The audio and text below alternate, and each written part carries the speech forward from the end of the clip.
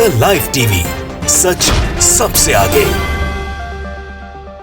एक बार फिर से दोस्तों गोदी मीडिया की बखिया उधेड़ कर रख दी गई है। सुप्रीम कोर्ट के chief justice N V Ramanna ने साफ तौर पर कहा है और तल्ख टिप्पणी की है कि लगता ही नहीं है कि इस देश में अब कुछ गलत हो रहा है। ना भ्रष्टाचार की खबरें छपती हैं, ना घोटालों की खबरें छपती हैं। ऐसा लगता है कि इस देश में बाहर आ चुकी है। और इसी के साथ उन्होंने एक्सपोज करके रख दिया उन तमाम मीडिया चैनल्स को, उन अखबारों को जो खुद को स्वतंत्र बताते हैं और गोदी मीडिया कहे जाने पर बौखला उठते हैं। आज हम अपने इस वीडियो में तमाम वो तथ्य बताने जा रहे हैं, साथ ही क्या कुछ कहा एन वी रमन्ना ने वो भी बताने जा रहे हैं। आप इस वीडियो को आखिर तक जरूर देखिएगा। नमस्कार, मैं हूं प्रज्वल गौतम और आप देख रहे हैं द लाइव टीवी। आपको तो मालूम ही होगा 2014 के बाद मीडिया किस तरह से काम कर रहा है। छोटा इवेंट हो या बड़ा इवेंट, प्रधानमंत्री नरेंद्र मोदी जहां जाते हैं मीडिया पीछे पीछे उनके पहुंचती है और हर स्क्रीन पर सिर्फ प्रधानमंत्री नरेंद्र मोदी नजर आते हैं। और इस देश में कोई भी बड़ी घटना घट जाए उसे दबाने की कोशिश किस हद तक की जाती है। यही एक वजह है जिसके चलते लगातार मीडिया अब गोदी मीडिया में तब्दील होती जा रही। वो बात अलग है कि सूट बूट बैट पहनकर जो एंकर्स डिबेट करते हैं उनको ये बात पसंद नहीं आती। जब जब गोदी मीडिया कहा जाता है तो बौखला उठते हैं। लेकिन सुप्रीम कोर्ट के चीफ जस्टिस का एक बयान ये बताने के लिए काफी है कि इस दौर में मीडिया काम कैसे कर रही है। दरअसल एक कार्यक्रम में शिरकत करने पहुंचे थे सुप्रीम कोर्ट के चीफ जस्टिस और उन्होंने क्या कुछ कहा वो आपको बता देते हैं। खबर छपी है उसके अनुसार भारत के मुख्य न्यायाधीश एन वी रमन्ना ने बुधवार को कहा कि खोजी पत्रकारिता भारत से गायब हो रही है और हाल के वर्षों में मीडिया द्वारा शायद ही कोई बड़ा खुलासा किया गया हो। पत्रकार सुधाकर रेड्डी उड़ुमुला की एक पुस्तक के विमोचन के अवसर पर बोल रहे थे मुख्य न्यायाधीश ने कहा कि जब वो बड़े हो रहे थे तो वो बड़े घोटालों को उजागर करने वाले समाचार पत्रों की रिपोर्ट और का बेसब्री से इंतजार करते थे और उस दौर में अखबारों ने उन्हें कभी निराश नहीं किया। ये बात उन्होंने कही। ये बात तब की है जब 2014 से पहले की, जब मीडिया स्वतंत्र हुआ करता था। यानी कि चाहे सरकार किसी की हो, एक्सपोज किया जाता था हर एक छोटे घोटाले को, बड़े घोटाले को, भ्रष्टाचार को, अपराध को, हर चीज को। वहां रामराज्य नहीं बताया जाता था। हर बात पर रामराज्य नहीं बताया जाता था। यह नहीं बताया जाता था कि इस देश में सब चंगा सी। और यही बात कही गई है एन वी रमन्ना की तरफ से कि पहले जिस तरह की स्थिति होती थी, अखबारों को हम बेसब्री से इंतजार किया करते थे।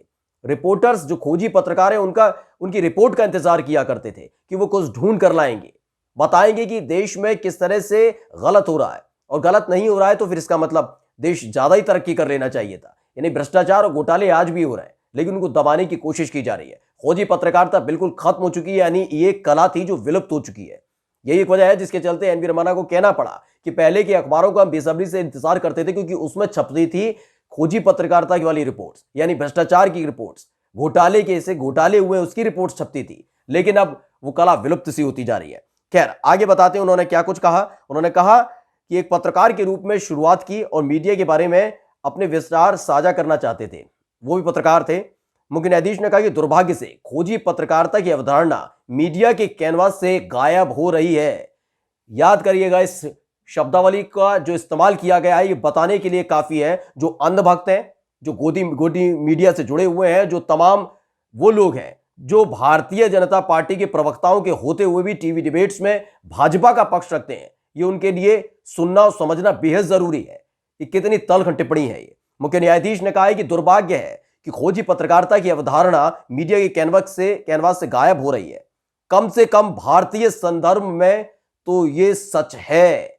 यानी कि जिस तरह से आप अलग अलग प्रदेश में जाइए, भाजपा शासित राज्य त्रिपुरा चले जाइए, उत्तर प्रदेश के अंदर आइए, तमाम जो बड़े घटनाक्रम घटते हैं उनको दबाने का प्रयास मीडिया की तरफ से ही किया जा रहा है। यानी कि उन खबरों को नहीं दिखाया जाएगा, उनको तवज्जो नहीं दी जाएगी, दूसरी खबरों को तवज्जो दी जाती है। भ्रष्टाचार और घोटाले की खबरें अगर पत्रकार करके भेजता भी है तो उसे कहीं एक साइडलाइन कर दिया जाता है, उसे दिखाया नहीं जाता है। और यही एक वजह है जिसके चलते आखिरकार ये तल्ख टिप्पणी करनी पड़ी है। रमन्ना ने कहा कि अतीत में समाचार पत्र घोटालों और कदाचार पर रिपोर्ट करते थे। कदाचार मतलब भ्रष्टाचार पर। उन्होंने कहा कि उनकी रिपोर्ट के गंभीर परिणाम होते थे। मुख्य न्यायाधीश ने इस कार्यक्रम में कहा कि एक या दो को छोड़कर मुझे हाल के वर्षों में इतनी परिमाण की कोई कहानी याद नहीं आती। यानी जो मापदंड पर सेट हो कोई कहानी याद नहीं आती। साथ ही उन्होंने एक और तल्ख टिप्पणी की और सटायर किया है कि उन्होंने कहा कि हमारे बगीचे में सब कुछ गुलाबी प्रतीत होता है। यानी ऐसा लगता है कि देश में बाहर आ चुकी है, सब कुछ गुलाबी हो चुका है, ना भ्रष्टाचार हो रहा है, ना यहां पर घोटाले हो रहे हैं, ना अपराध बढ़ रहा है, ये नजर ही नहीं आता मीडिया के अनुसार। उन्होंने मीडिया पर सीधे तौर पर निशाना साधा। उन्होंने कहा है कि ऐसा लगने लगा है, जो रिपोर्ट्स छपती हैं अखबारों में, कि लगता ही नहीं कुछ गलत हो रहा है इस देश के अंदर। इस देश के अंदर ऐसा लगता है कि रामराज्य वाकई स्थापित सा हो चुका है। और ये जो बयान आया है एनवी रमन्ना का, एक ऐसे वक्त में आया है जब लगातार रसातल में जा रही है मीडिया, पत्रकारिता रसातल में जा रही है। और इसके ताजा उदाहरण दो हम आपको बता देते हैं। पहला उदाहरण आपको पता ही होगा त्रिपुरा में क्या कुछ चल रहा है। त्रिपुरा में घर में घुसकर मारपीट की जाती है, मुसलमानों को निशाना बनाया जाता है, तमाम चीजें होती हैं, ये तमाम तस्वीरें भी देखी गई। लेकिन त्रिपुरा में जब वही पत्रकार रिपोर्टिंग करने पहुंचते हैं तो उनको निशाना बनाया जाता है, उन पर यूएपीए लगा दिया जाता है। एक श्याम मीरा सिंह है, आपको मालूम ही होगा, उन्होंने जब त्रिपुरा इज बर्निंग लिख दिया तो त्रिपुरा की सरकार ने यूएपीए लगा दिया। जब वकील पहुंचते हैं तो उन पर कार्रवाई कर दी जाती है, यानी यूएपीए के तहत उन पर भी कार्रवाई होती है। वहीं दूसरी तरफ अगर देखा जाए, एक पत्रकार जब पश्चिम बंगाल से वहां पर रिपोर्टिंग करने पहुंचता है तो वहां पर भी यही स्थिति देखने को मिलती है कि किस तरह से उसे मारा पीटा जाता है। और जो दिल्ली से दो महिला पत्रकार पहुंचती हैं त्रिपुरा, तो उनको भी हिरासत में ले लिया जाता है। यह ऐसे वक्त में एनवी रमन्ना की टिप्पणी आई है सामने कि कैसे कुचला जा रहा है सच को। जो सच दिखाने की कोशिश करते हैं उनको डराया जाता है, धमकाया जाता है। तो वहीं दूसरी तरफ कई ऐसे चैनल्स और अखबार हैं, ज्यादातर ऐसे अखबार हैं और ऐसे चैनल हैं जो सच दिखाने से डरते हैं, घबराते हैं। हाथरस कांड तो पता ही होगा। हाथरस कांड, जहां पर एक केरल का पत्रकार जब वहां पर जा रहा था रिपोर्टिंग करने, तो बीच रास्ते में रोक लिया गया और कहा गया कि ये षड्यंत्र का हिस्सा है। इस तरह से भाजपा शासित राज्य काम करते हैं और मीडिया बिल्कुल उनके सामने नतमस्तक नजर आती है। ज्यादा बताने की जरूरत नहीं है। रात 8 बजे आप किसी भी चैनल का प्राइम टाइम खोलकर देख लीजिए, डिबेट जो चल रही होती है उसमें देखिएगा। एक दो चैनल्स को छोड़ दीजिए तो तमाम ऐसे चैनल्स हैं जो पत्रकारिता को बिल्कुल नीचे स्तर पर ले गए, नीचे नहीं बल्कि रसातल में ले जा रहे हैं। भाजपा के प्रवक्ता की जरूरत ही महसूस नहीं होती।